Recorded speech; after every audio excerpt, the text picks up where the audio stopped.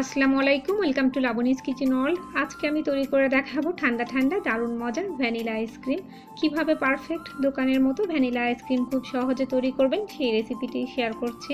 রেসিপিটি প্রথম থেকে শেষ পর্যন্ত ফলো করলে পারফেক্ট এবং ভীষণ টেস্টি ভ্যানিলা আইসক্রিম তৈরি করতে পারবেন। আশা করছি ভালো লাগবে সবার। রেসিপি ভালো লাগলে লাইক কমেন্ট শেয়ার করবেন। চলুন তাহলে দেখে নেওয়া যাক। আইসক্রিম তৈরি করার জন্য প্রথমে একটা বাটিতে 2 কাপ পরিমাণ হুইপ ক্রিম নিয়ে নিচ্ছি। হুইপ ক্রিম কিন্তু ঠান্ডা থাকতে হবে। ঠান্ডা হুইপ ক্রিম দিয়েই আইসক্রিম তৈরি করতে হবে। একটা ইলেকট্রিক বিটারের সাহায্যে মিডিয়াম স্পিডে বিট করে নিচ্ছি। ক্রিম বিট করার সময় মিডিয়াম স্পিডেই বিট করতে হবে। ক্রিমটা কিছুক্ষণ সময় নিয়ে বিট করে নিচ্ছি।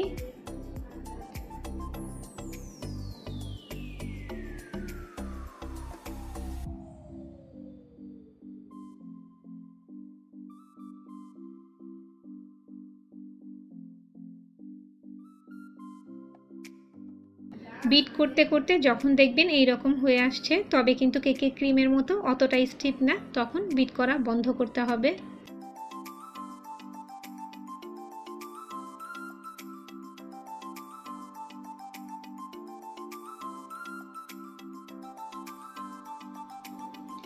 এই পর্যায়ে হয়ে আসলে মিষ্টির জন্য দিয়ে দিচ্ছি কনডেন্স মিল্ক 250 গ্রাম।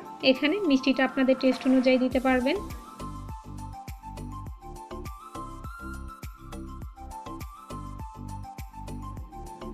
কনডেন্স মিল্ক দিয়ে এভাবে প্যাচুলারের সাহায্যে মিশিয়ে দিতে হবে।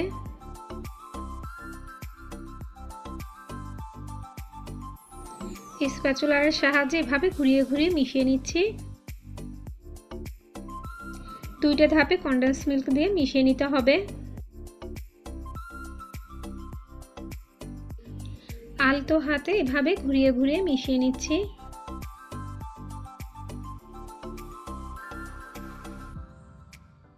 ভালোভাবে মেশানো হলে ভ্যানিলা ফ্লেভার দিয়ে দিচ্ছি হাফ চা চামচ। এতে করে আইসক্রিমের ভালো ফ্লেভার আসবে।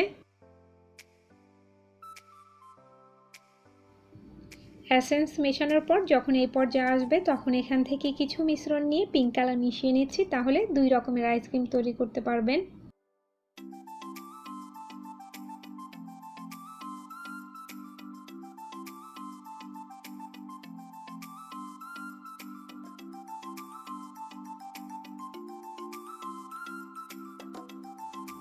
কালারটা ভালোভাবে মিশিয়ে নিচ্ছি।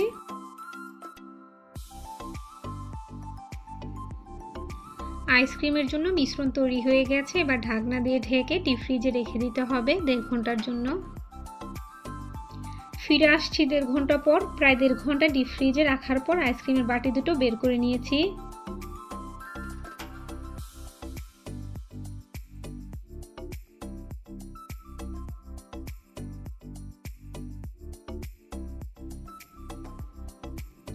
আবারও প্যাচুলারের সাহায্যে আইসক্রিমের মিশ্রণটা এভাবে মেশাতে হবে।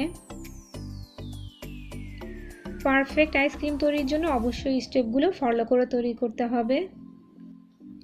প্রথম 1.5 ঘন্টার জন্য ডিপ ফ্রিজে রেখে দিতে হবে। 1.5 ঘন্টা পর আইসক্রিমের বাটিটা যখন দেখবেন ঠান্ডা হয়ে প্রায় জমে আসছে, তখন একবার ফ্রিজ থেকে বের করে মিশিয়ে নিতে হবে।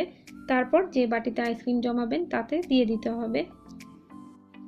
হুবহু রেসিপি ফলো করে হ্যান্ড উইস্ক দিয়েও আইসক্রিম তৈরি করতে পারবেন। আইসক্রিমের মিশ্রণ বক্সে নিয়ে নিচ্ছি।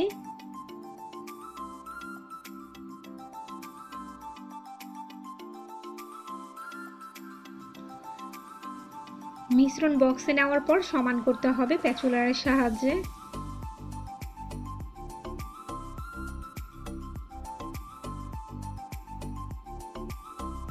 ভালোভাবে সমান করে বসাতে হবে।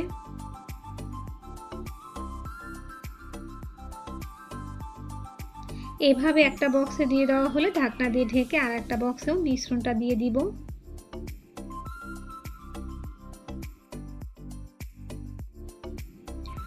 বক্সে মিশ্রণ কিন্তু চেপে ভালোভাবে বসাতে হবে, তাহলে আইসক্রিম ভালোভাবে জমবে।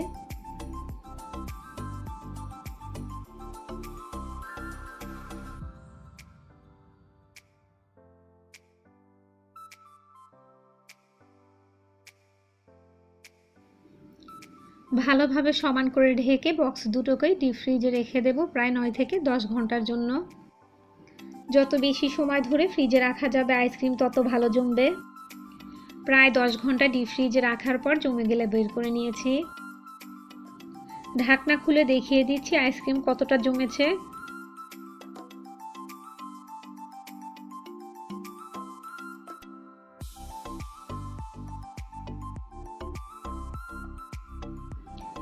এবার আইসক্রিম স্কুপের সাহায্যে আইসক্রিম উঠিয়ে সার্ভিং প্লেটে নিয়ে নিচ্ছি।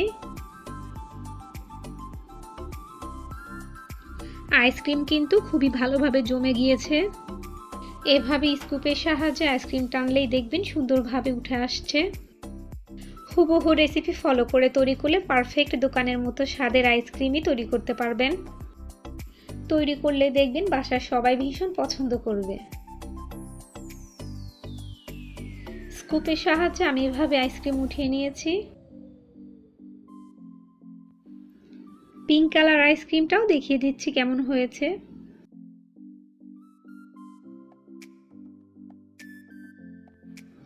যত বেশি সময় নিয়ে আইসক্রিম জমাবেন আইসক্রিম ততটাই ভালো জমবে। আইসক্রিম ভীষণ মজার হয় এভাবে তৈরি করলে। আশা করছি আমার আজকের এই আইসক্রিম রেসিপিটি সবার কাছে ভালো লেগেছে। রেসিপি ভালো লাগলে লাইক কমেন্ট শেয়ার করবেন। সবাই ভালো থাকবেন, সুস্থ থাকবেন। আল্লাহ হাফেজ।